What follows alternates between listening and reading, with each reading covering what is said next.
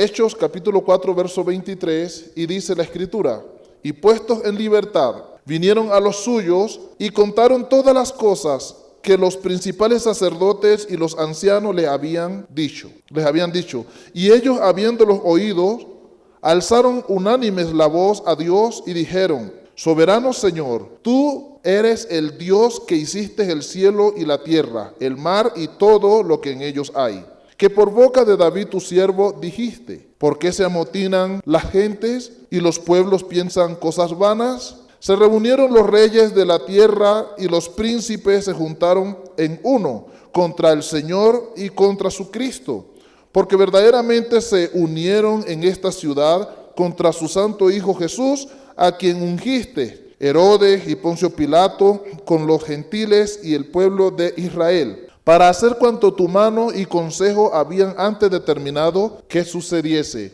Ahora, Señor, mira sus amenazas y concede a tus siervos que con denuedo hablen tu palabra, mientras extiendes tu mano para que se hagan sanidades y señales y prodigios mediante el nombre de tu santo Hijo Jesús.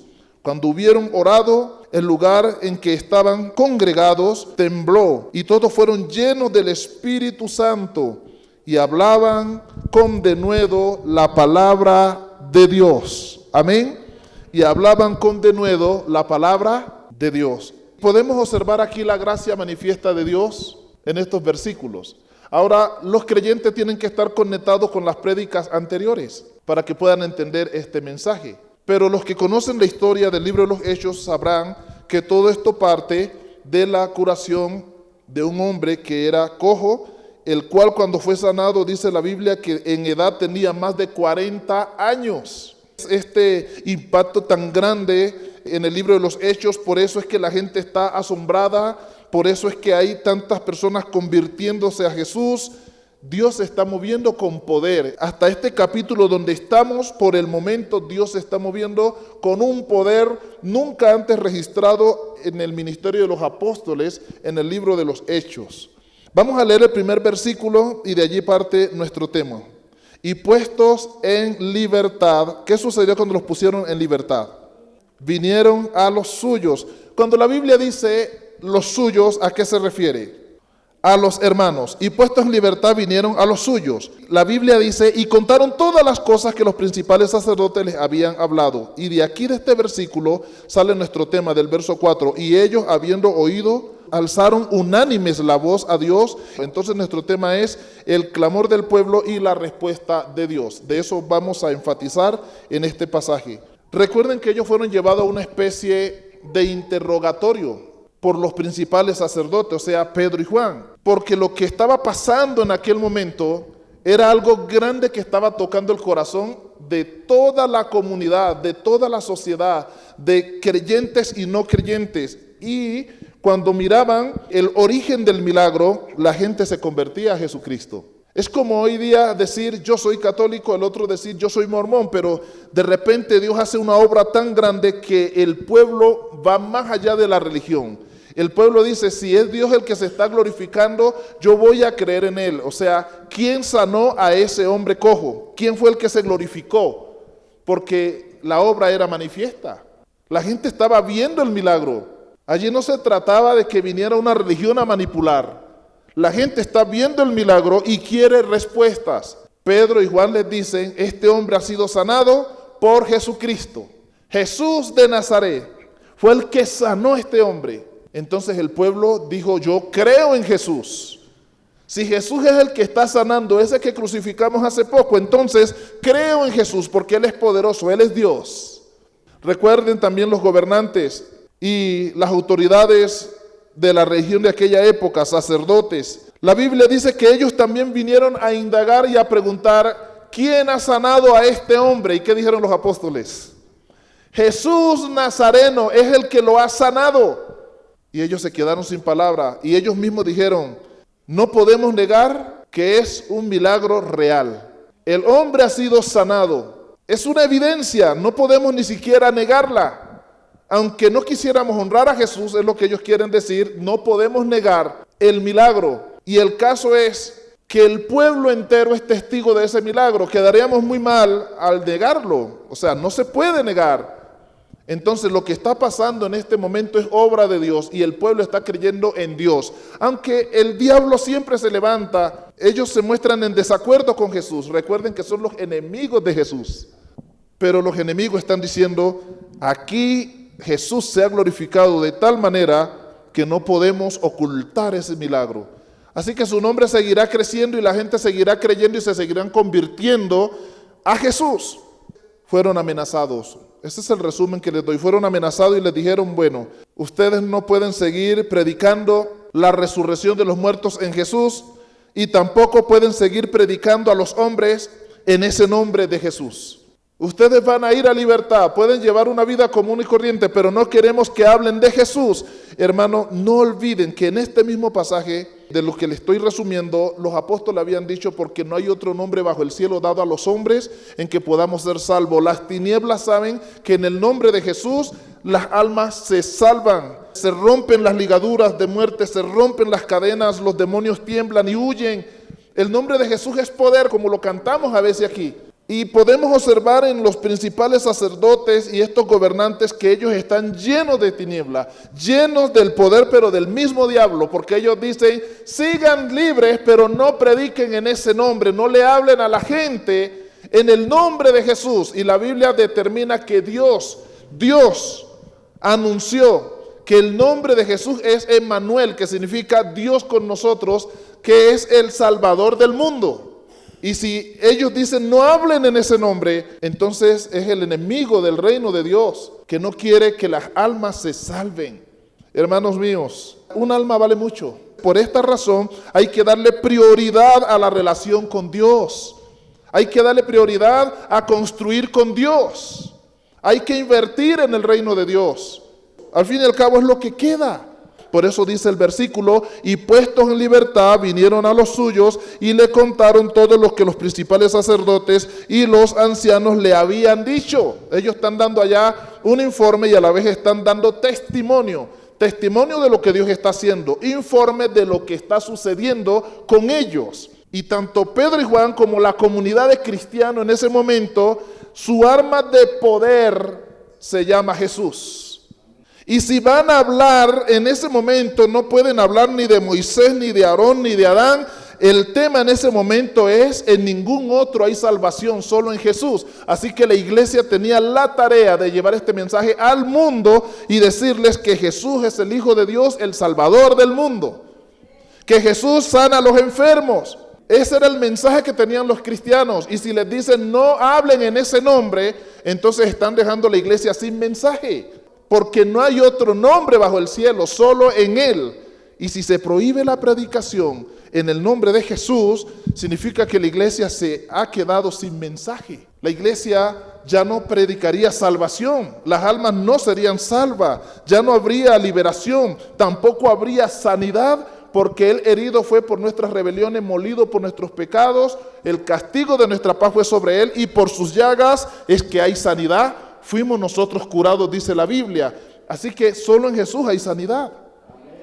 Y si se prohíbe hablar en el nombre de Jesús, están matando la iglesia. Y están dejando al mundo sin posibilidad de salvación. Y ellos dan este informe y dicen, hermanos, nos prohibieron predicar en el nombre de Jesús. ¿Y qué implicación tiene esto? Yo ya lo sabía. No se salvará la gente. No huirán los demonios. No se sanará nadie, no habrá conversión, no habrá manifestación de poder. ¿Qué vamos a hacer? Porque esta gente cumplía las amenazas. Ahora, pregúntese usted, en el nombre del Señor, pregúntese esto. ¿Qué tipo de amenaza le habrán hecho a los apóstoles? Pues recuerden que lo hemos dicho en predicaciones anteriores. Estos que amenazaron a los apóstoles, incluso el sumo sacerdote y la familia de los sacerdotes y los gobernadores, esos fueron los mismos que se reunieron para crucificar a Jesús. También la nación de Israel, el pueblo. Y todos daban voces gritando, crucifíquenlo y suelten a Barrabás. Y aunque Poncio Pilato quería soltarlos, estos sacerdotes y estos gobernantes dijeron no, crucifíquenlo, y el pueblo dijo lo mismo y suelten a Barrabás. Así que esta misma gente que tuvo ese poder tremenda influencia sobre el mundo político para llegar a convertirse en uno con la religión y condenar a Jesús a la cruz, esos mismos se reunieron para evaluar el caso de la curación del cojo. Y ahora reunieron a Pedro y a Juan, y esos mismos le acaban de decir a Pedro y a Juan: ustedes no pueden seguir predicando en el nombre de Jesús, y los amenazaron de muerte. Ya me imagino lo que les dijeron: si ustedes sigan predicando en ese nombre, correrán el mismo destino de Jesús. Ya me los imagino, esas amenazas. Y yo les creo. Ellos no eran ahí, como dicen, bla, bla, bla, por hablar ahí. Esta gente tenía poder. El sumo sacerdote estuvo allí, la máxima autoridad espiritual, y los amenazaron de muerte. Ellos solos le dijeron, ¿qué les dijeron? ¿Recuerdan la prédica? Juzguen ustedes, ¿qué es mejor? Es mejor obedecer a Dios antes que a ustedes. Eso fue lo que ellos le dijeron. Dios ha dicho que prediquemos. Dios nos ha llamado a salvar almas, a dar un mensaje al mundo de liberación, de libertad, de vida. Y ustedes nos dicen que no lo hagamos. Juzguen a quién es mejor obedecer aunque hayan amenazas de muerte. Es mejor obedecer a Dios, dijeron los cristianos, los apóstoles. Yo me pregunto por qué eran tan valientes. ¿Por qué estaban tan resueltos a que la vida no importa si se las quieren quitar, pero que es más importante el mensaje de Dios y la relación con Dios? Es más importante el legado de Dios que la propia vida de ellos. Por eso es mejor obedecer a Dios antes que a los hombres. Y para que una persona tenga todo este carácter, tenga toda esta valentía, tiene que ser alguien que en ese momento ha muerto a la carne y a las emociones y está conectado 100% con la realidad del cielo, con Dios. Es una persona que está viviendo un momento espiritual y que le creyó a Dios y convirtió el mensaje de Dios en su mensaje. Y esa persona es la única que puede tener este carácter de enfrentarse al mal más allá de las amenazas, que sí las cumplen. Y cuando los cristianos oyeron esas amenazas, las tomaron en serio. Cuando Pedro y Juan dieron el informe y dieron el testimonio, concluyeron: Dios se está glorificando. Nuestro Dios está con nosotros. Su poder es manifiesto. Ellos lo acaban de reconocer y nosotros somos testigos. Pero no ignoremos, yo sé que a esta conclusión llegaron, las amenazas del sumo sacerdote, de la familia sacerdotal y de los gobernantes, de los ancianos. No ignoremos las amenazas, porque estos fueron los que mataron a Jesús. Y si nos amenazaron, también lo harán. Así que ellos hacen esto. El versículo 24 dice: y ellos, habiéndolos oído, alzaron unánime la voz a Dios y dijeron: soberano Señor, tú eres el Dios que hiciste el cielo y la tierra, el mar y todo lo que en ellos hay, que por boca de David tu siervo dijiste: ¿por qué se amotina la gente? O sea, le están diciendo: Dios, tú mismo dijiste esto. ¿Por qué se amotinan la gente y los pueblos piensan cosas vanas? Se reunieron los reyes de la tierra y los príncipes se juntaron en uno contra el Señor y contra su Cristo. O sea, tú mismo has dicho, le dijeron a Dios en oración, en profecía, que los pueblos piensan cosas vanas, y ellos y los reyes y sus príncipes se han reunido en uno solo, se han juntado para levantarse contra ti mismo y contra tu Cristo. Y eso acaba de suceder. Se lo están diciendo en oración al Señor. Porque verdaderamente se unieron en esta ciudad, mire cómo se lo dicen a Dios, contra tu santo Hijo Jesús, a quien ungiste, Herodes, Poncio Pilato, con los gentiles y el pueblo de Israel, para hacer cuanto tu mano y tu consejo habían antes determinado que sucediese. Esa es la oración, hermanos míos.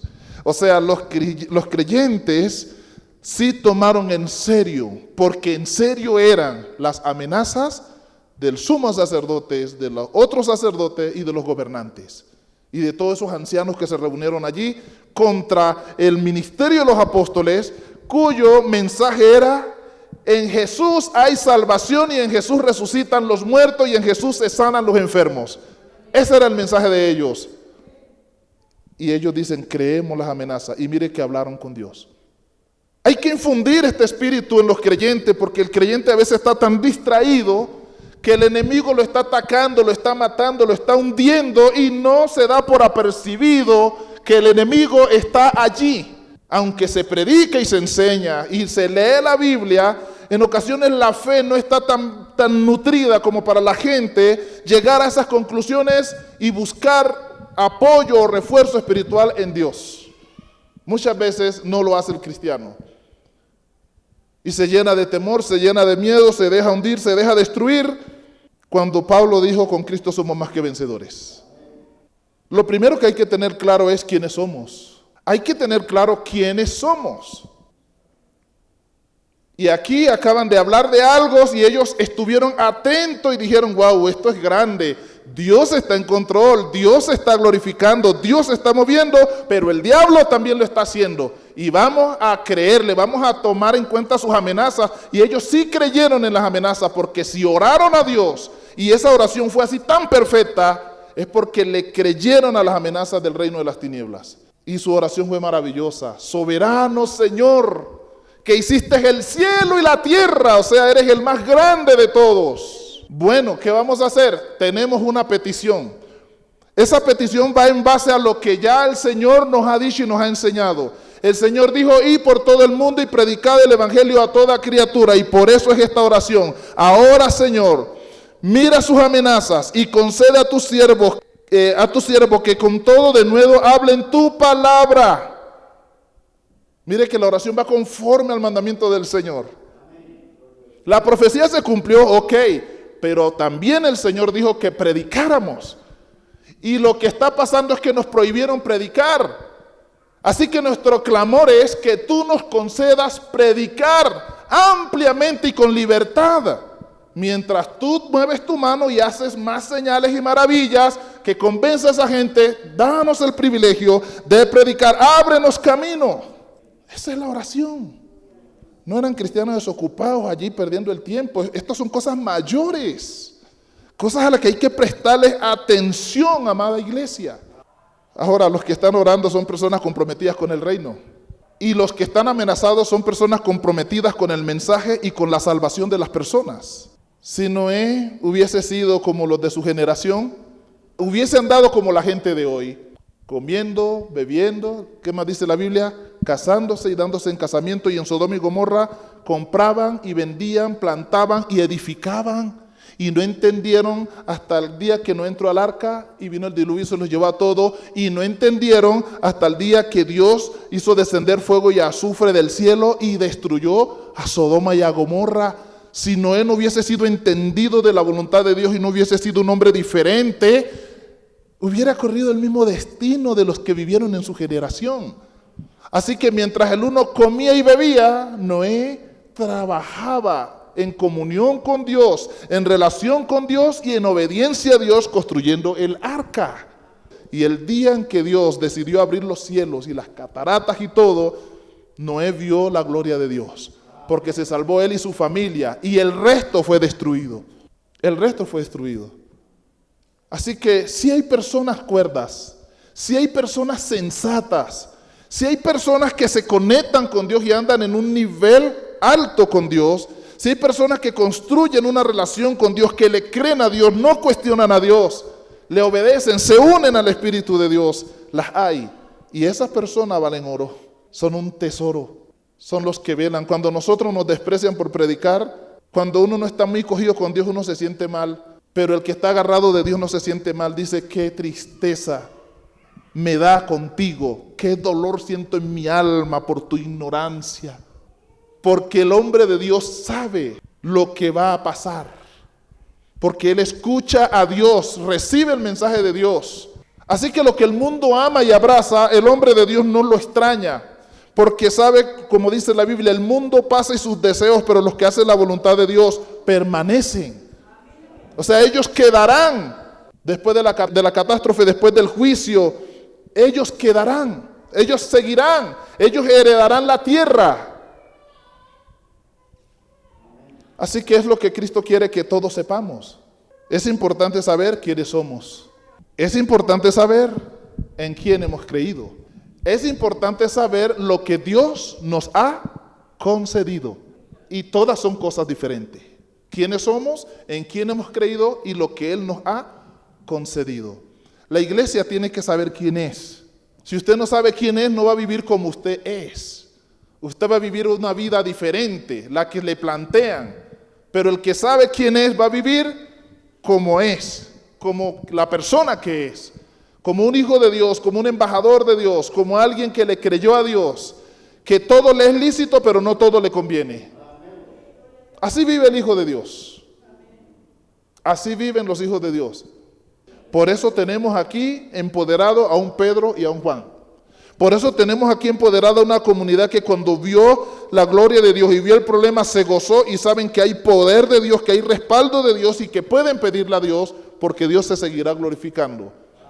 Y en vez de encerrarse en las casas como grandes cobardes, elevaron fue la voz al cielo en oración y le clamaron a Dios y le hicieron esa petición tan hermosa. Repito, mientras unos eran como el cojo que fue sanado, que él solo buscaba plata, oro, telas y todo lo que le regalaban para vivir. Hay otros que no buscan esas cosas. Hay otros que dicen no tengo plata ni oro. Hay otros que cuando tienen la oportunidad de pedir no piden eso, sino es que piden es esto. Ahora, Señor, mira sus amenazas, o sea, esa gente no miente. Y concede a tus siervos que con denuedo hablen la palabra. Los ancianos, los creyentes, las columnas de oración, los de la intercesión, los que conocen las escrituras, los que conocen la historia, los que están actualizados, los que esperan en Dios, se conectaron en un mismo espíritu y dijeron, Señor, hay predicadores entre nosotros, son los que llevan la salvación. Son los que enfrentan al diablo y a las tinieblas, son los que tienen la palabra de sabiduría para hablar ante los gobernantes. Señor, concédele a tus siervos que con denuedo sigan hablando la palabra, que nada los detenga, porque ahí está la clave. Si hay palabra hay salvación. Si hay palabra hay liberación, la gente se convertirá, no a la religión sino a Jesucristo. Entonces por eso es que lloraron por la palabra, que se predique la palabra. Hay gente que dice, a mí no me gusta la predicación, a mí me gusta es el momento rico, que se cante, que se alabe. Y hay muchas iglesias que hay mucha gente que le gusta ese momento. Alabanza y adoración, eso está bien, pero para los que lo hacen en el Espíritu para Dios. Los que lo hacen para Dios. Pero hay gente que le gusta ese momento sabroso y que suenen los bajos y la guitarra y toda clase de instrumentos. Es un momento glorioso y lo es, porque a Dios le gusta. Es más, Él tiene esto allá. Y cuando llega el momento de la predicación, muchos se marean. Muchos no quieren oír palabra. La predicación no es lo que a muchos les agrada. Y me pregunto, ¿qué clase de persona no tiene conexión con la palabra? ¿Qué clase de creyente no tiene conexión con la palabra? Si se supone que lo que nos forma, nos nutre, nos fortalece, es la palabra, lo que nos capacita es la palabra y la que nos lleva a un conocimiento de la verdad que es Dios mismo, es la palabra. Preocupa mucho ese tipo de creyentes que su momento de gloria es solo la alabanza. La palabra de Dios es poder. Jesucristo no se inventaba palabras. Él dijo, Satanás, escrito está, escrito está, escrito está. Es palabra, es palabra, es palabra. Esa misma que tenemos aquí, así nos tomemos 15, 20 minutos, media hora, una hora, esa palabra es la que tiene poder. Y el que la recibe es transformado. Su vida cambia, su vida cambia. Yo soy cristiano por la palabra. A mí no fue que me tocó algo y me emocionó y me hizo temblar y caí de cabeza y por eso caí ahí de rodillas al evangelio. Cuando me predicaron la palabra, ella me mostró mi condición y me mostró el plan de Dios. Y me mostró mi estado eterno, para bien o para mal. Y la misma palabra me mostró esto, tú decides. Supe que la responsabilidad era mía, me tocó tomar mi decisión. Y yo tenía amigos y familia. No quisieron entrar al evangelio conmigo. Y yo pude haber hecho lo mismo, pues si no quiere mi amigo, no quiere el de acá, en mi casa ninguno era cristiano y pues yo tampoco entro. Era fácil, pero es que como yo escuché la palabra y la entendí, supe que la responsabilidad no era de mis amigos ni de mi familia, sino es que yo que la entendí, ya era responsable de lo que pasara conmigo en el futuro. Me tocó tomar mi decisión y ser cristiano, porque ¿cómo voy a ignorar la voz de Dios que ya me dijo, esta será tu condición y tú decides? Si eso no me lo está diciendo mi familia ni mis amigos. Así que yo le creí fue a Dios, pero fue por la palabra, fue por la palabra. La iglesia necesita cristianos como estos que estamos predicando aquí, comprometidos con la salvación, comprometidos con el legado, con el mensaje, comprometidos con la vida y con la muerte, comprometidos 100% sin dudar con Dios. Que ellos puedan decir, es mejor Dios, que aquel trabajo es mejor Dios, que la muerte es mejor Dios, que obedecer a los hombres es mejor Dios que el mundo. Estos son los creyentes que Dios necesita. Estamos diciendo que la prioridad clara, el objetivo y la misión y la visión es Dios. Las otras cosas, como dice la Biblia, son añadiduras. Recuerden lo que les dije al principio, trabajar no por lo que perece, sino por lo que permanece. O sea, la calidad de nuestra vida tiene que ser invertida con Dios. Toda esta vanidad se acaba.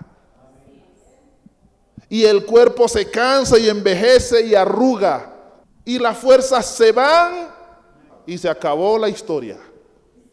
Y cuando uno entiende estas cosas, dice uno, oiga, entonces, ¿de qué vamos a echar mano ya que todo esto se acaba? Pues escuche el evangelio, creámosle a Dios. La Biblia muestra que hay una vida eterna. El espíritu no envejece, el cuerpo sí se acaba. Y a veces por nosotros darle el gusto a esta vida y a este cuerpo y a los placeres aquí, descuidamos esa vida eterna, la cual comienza después de la muerte, para bien o para mal. Y los apóstoles lo saben, por eso siguen predicando y dicen, no nos vamos a detener. Y dicen, hermanos, oremos y clamemos a Dios para que nos deje seguir predicando. La gente se va a salvar es por la predicación. Y hoy, sí, pero es que ay, que no, que tenga paciencia, es que no todos son de la fe, que es que ahí va poquito a poco, y es que el de allá dice que evangélico hizo, ay sí, pero es que hay que tener paciencia, y la de allá es que evangélica es más chismosa, y el de allá es que no sé qué, y es que el pastor no se pone corbata, y que no sé qué, sin oficios. El mismo diablo allí haciendo perder el tiempo, y llevándonos a un desgaste espiritual. ¿Quién dijo que eso va a salvar a quién? La salvación está aquí en el mensaje que los apóstoles están dando. En Jesús está la resurrección, en Jesús se sanan los enfermos, en Jesús está el perdón de los pecados. Él murió y Él fue al cielo y volverá por nosotros. Hay una vida eterna que Dios ofrece arrepentidos y convertidos para que vengan de la presencia del Señor tiempos de refrigerio, en vez de perder el tiempo en pequeñeces que no edifican. Ellos esperaban señales y maravillas, pero para ellos era más importante la predicación.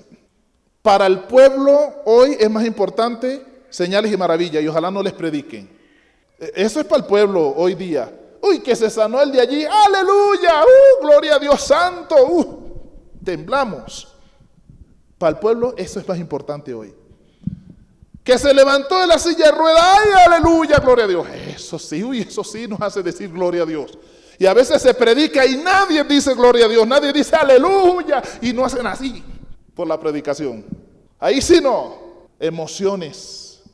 El pueblo quiere maravillas, quiere señales. Eso, y el Señor dijo, no les será dada señal, sino la señal de la muerte y la resurrección del Cristo. El pueblo quiere eso. ¿Qué señal haces para que veamos y te creamos? Muéstranos tus maravillas. Si eres el Hijo de Dios, dame una señal, que las piedras se conviertan en pan. Si eres Hijo de Dios, lánzate a ese abismo y flota a ver, o que los ángeles te reciban. Pide señal el diablo, pide señal el pueblo. Pero lo que pide el Dios Todopoderoso es ir por todo el mundo y predicar el evangelio a toda criatura. Y el que crea y se bautice se salva, y el que no se condena. ¿Dónde quedan las señales? ¿Dónde quedan las maravillas? ¿Dónde quedan? ¿Por qué Dios hace maravillas? ¿Por qué Dios da señales? ¿Qué es una señal? Si yo digo que Dios sana, Dios a través de mí sana a alguien, para que la gente sepa que lo que yo estoy predicando es verdad. Y dice la Biblia, y muchas señales y maravillas eran hechas por los apóstoles, señales que muestran que los apóstoles son verdaderos. Esas señales para que crean en el mensaje que vamos a darles. Señalan, señala, muestra. Y el pueblo quiere señal y se quedan con las señales. Y si hoy te preguntaran, ¿qué quieres? ¿Que te sane el riñón? ¿Que sane tu cuerpo para que no andes en diálisis? ¿O quieres la salvación? Le aseguro que más de uno pide la sanidad. Ay, Señor, sí, sáname el riñón, tan bueno que es mi Dios. Hasta lloran. Y apenas les sale el riñón se van a beber y a desgastarse y a darse la mala vida. Por eso es tan importante la predicación, porque la predicación es la que nos hace temer y nos para en la línea de la verdad y nos pone a decidir. Por eso es importante la predicación. Entonces oraban con fe y sabían que Dios oye. No era como que, ay, sí, oré ahí para que Dios me sane esa pierna, y está uno orando y dice, ay, sí, y ahora que salga me tomo un par de acetaminofén mientras voy el martes a sacar una cita médica. Eso no son los cristianos de los que estamos hablando acá en el Nuevo Testamento. Acá estamos hablando de unos que dicen, oremos a Dios, y es porque saben que Dios dará la solución. Y el Señor, como sabe eso también, dice, no me queda más que responderles, porque ellos saben que yo tengo la solución. Dios lo sabe, que no tiene otra opción sino responderles. Porque es que ese es el principio de Dios. Él dijo, clama a mí, yo te responderé. El que busca halla, el que toca se le abre, el que pide se le da. Ese es el principio de Dios. Dios no puede ignorar eso. Jamás pasará por encima de su palabra. Y el que entiende esto, ve la gloria de Dios. Porque va a la fuente. Va a la fuente. Entonces, estamos hablando de que en Dios hay calidad. Pero ¿hay calidad en los creyentes? Bueno, en este momento lo estamos leyendo y hay calidad en los creyentes. Hay calidad en los creyentes. Y Dios sabe cuando los creyentes tienen calidad. Dios sabe cuando nosotros somos genuinos en Él. Oraron, pero en esa oración había un propósito. Pero en esa oración había una petición. Así que podemos invocar a Dios, podemos invocar a Dios. Podemos recordarle a Dios lo que Él prometió. Podemos recordarle a Dios, podemos decirle al Señor lo que está pasando en el momento y cómo nos sentimos, podemos decírselo al Señor, pero también le podemos hacer una petición, se la podemos hacer, al fin y al cabo estamos hablando con Él.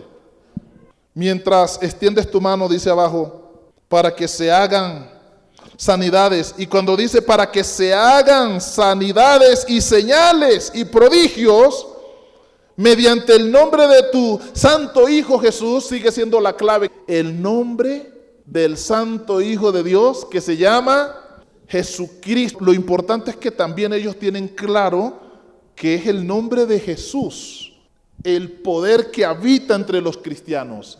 Que es el nombre de Jesús el que hace que las cosas sean posibles. Que es el nombre de Jesús el que abrirá los cielos y cerrará las puertas del infierno también. Es el nombre de Jesús. Los demonios le dijeron a Jesús, sabemos quién eres. Eres el Santo de Dios. Sabemos lo que haces y el poder que hay en ti. Has venido para destruirnos antes de tiempo. ¿Sí ve? Hay que saber para entender. Entonces, amados hermanos, la petición es importante. Hoy la iglesia también debe de llevar el mismo mensaje. ¿Qué es lo que nosotros debemos hacer? ¿Qué es lo que nosotros debemos buscar? ¿En qué tiempo estamos? ¿Cuál es la etapa por la que estamos pasando? ¿Qué buscamos en realidad? Yo creo que si la iglesia se olvidara de sí misma y pensara en Dios, sufriríamos una metamorfosis así como la mariposa, nos transformaríamos. Porque es que hay poder en esto, mas buscad primero el reino de Dios y su justicia, y las demás cosas serán añadidas. Sí hay poder en eso, lo hay y lo hay. Les voy a sustentar esto con un testimonio que ustedes están pisando. Nosotros con Margarita, bueno, y la hermana Magdalena en ese tiempo estaba conectada con esa realidad, los que quedan. Nosotros estábamos orando por un lote para la iglesia, y una de mis metas era irme a trabajar, pues también para conseguirlo. Al fin y al cabo yo decía, pues armamos la iglesia y ubicamos a los hermanos y nos vamos. Y de verdad yo me fui a trabajar para ir buscando cómo irnos aparejando algunas cosas, y el Señor me sacó de allá.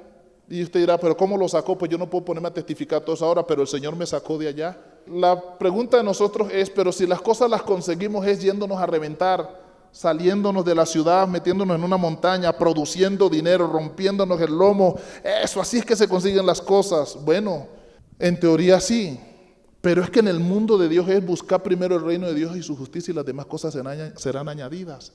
Y les aseguro que si me hubiera quedado allá, hubiera conseguido lo de una casa, pero este templo no existiría. Porque este templo, nosotros seguimos predicando, continuamos metidos en la obra, recibiendo crítica de la gente.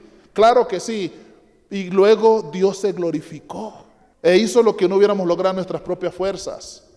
Y las voces satánicas eran: ¿y por qué los de allá tienen iglesia y ustedes no tienen? Y eso era duro para nosotros. ¿Por qué ustedes no prosperan? Y el de allá sí prosperó y nos colocaban a otros como referente. Y uno: Señor, ¿sí ves lo que hay que aguantarse en el evangelio?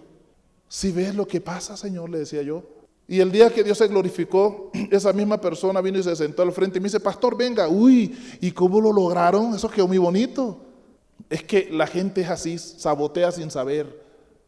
Porque andan en la carne y todo lo evalúan desde lo material, porque no tienen una conexión espiritual. Pero esto se lo digo para sustentar: buscar primero el reino de Dios y su justicia, y las demás cosas serán añadidas. El templo fue añadido porque nosotros seguimos buscando el reino de Dios y su justicia. Si no, aquí no había iglesia, templo no había, olvídense. La palabra es verdad y se cumple. ¿Qué buscamos nosotros hoy en día? ¿Qué es lo que sigue para mañana? ¿Qué debemos hacer? ¿En qué debemos enfocarnos? Yo digo en dos cosas: en buscar la presencia de Dios y una relación con Dios, y seguir predicando el evangelio. Los apóstoles les vino de todo y lo que buscaron fue la presencia de Dios, y cuya petición fue esta: seguir predicando el evangelio. Así que saque de la cabeza en este momento la plata, el oro, la casa. Y nunca había dicho esto en predicación, pero con base a la palabra, saque eso de su vida. No se queme más el cerebro ahí, porque igual no lo está consiguiendo. Y el día que vaya a llegar, llegará por voluntad de Dios. Y ocupemos ese lugar con el reino de Dios y su justicia, la relación con Dios y la obediencia a Dios, y las demás cosas serán añadidas. Eso va a suceder. Tenemos la respuesta de Dios y cerramos con esto. Leamos la respuesta de Dios del versículo 30 al 33. Dice la Biblia: y cuando hubieron orado, esto me sorprende, el lugar en que estaban congregados tembló. ¿Usted sabe qué es un temblor? Se sacudió. Y eso fue fuerte, hermanos. El lugar en que estaban congregados tembló. ¿Y a causa de qué tembló? A causa de la presencia de Dios, a causa de la respuesta de Dios, a causa del poder del Espíritu Santo. El lugar en que estaban orando tembló, y todos fueron llenos del Espíritu Santo y hablaban con denuedo la palabra de Dios. ¿Dios les concedió lo que pidieron? ¿Sí o no? Ese temblor quiere decir que la respuesta bajó con tanto poder que el Espíritu Santo descendió sobre ellos y los llenó. Esa llenura es el respaldo de Dios. Esa llenura significa: les doy poder para que sigan predicando y salvando las almas. Y todos fueron llenos del Espíritu Santo. Si fueron llenos, es porque todos los que estaban allí estaban conectados con la realidad de las cosas, con el legado, con el mensaje, y Dios sabía que en ese momento no podía haber cobardes. Todos necesitaban ser llenos de poder y autoridad, porque todos ellos iban a enfrentar el reino de las tinieblas. Y cuando lo enfrentan, ¿sabe cuáles son los resultados? Las almas se convierten. Las almas aceptan a Jesús. La gente renuncia a su pasado, renuncia a su historia y abraza el legado del Señor. Abraza esta nueva historia que se escribe con Jesús. ¿Y qué hicieron cuando fueron llenos del Espíritu Santo? Uno tiene que saber lo que pide y para qué. Y hablaban con denuedo la palabra de Dios. Y mire que me gusta porque dice denuedo. Y arriba se usa la misma frase: concede a tus siervos que con todo denuedo hablen. Y abajo dice: y hablaban con denuedo la palabra de Dios. Tal cual como lo pidieron, así lo ejecutaron. Y Dios les abrió puertas y se los permitió, y ellos lo hicieron así, conforme pidieron. Y como Dios sabe que era cierto, se los concedió así. Pero ellos dijeron: mientras que en tu nombre se hacen ¿qué? Señales y maravillas. Versos 32 y 33. Y la multitud de los que habían creído eran de un corazón y un alma, y ninguno decía ser suyo propio nada de lo que poseía, sino que tenían todas las cosas en común. Y con gran poder los apóstoles daban testimonio de la resurrección del Señor Jesús, y abundante gracia era sobre ellos. Así que mire que el Señor les concedió a ellos todo lo que ellos habían pedido. Todos los que ellos habían pedido. Y ya más adelantico encontramos esto, que la sombra de Pedro sana a los enfermos. La sombra de Pedro sana a los enfermos. Así que la gente venía de ciudades, de pueblos, iba tirando los enfermos a la orilla del camino. Así que Dios ungió tanto a Pedro que Pedro solo caminaba así. Y la sombra, él, por donde pasaba la sombra a la derecha, sanaba a los enfermos. Me imagino que se devolvía a la izquierda, sanaba a los enfermos. La sombra de Pedro. Pero es que eso fue lo que ellos pidieron. El Señor sabe a quién le va a conceder esto. Y al que más tiene, más se le da. Eso no es como acá la mente de nosotros, que es que el que más tiene le criticamos. En el Señor es diferente. El que más tiene, más se le da. Así que ese es un principio de Dios. El que más tiene, porque si tiene algo es porque es disciplinado para llegar hasta allí. Y esa persona tiene calidad, así que se le puede confiar más. El que no tiene nada, aún lo que tiene le puede ser quitado. Porque si no tiene nada, por algo es. ¿O no es así, hermana Gabriela? Cuando usted se aprende 1, 2, 3, 4, 5, 6, después le enseñan 1 más 1, 2 más 2, y después 2 por 3. Al que más tiene, más se le da. A nadie le dan eso hasta que no llega a la primera línea. ¿O no es así, hermana Duyen? Vamos a orar, vamos a darle gracias al Señor. Considero 2 cosas para orar. Nosotros debemos de entrar en 2 líneas. La primera, si sentimos que no hay un compromiso serio con Dios, debemos aprovechar estos espacios para decirle, Señor, este es mi compromiso contigo, porque yo quiero la salvación, esa por la que tanto se desgastaron los apóstoles, esa por la que se invierten tantas vidas, esa por la que se ha derramado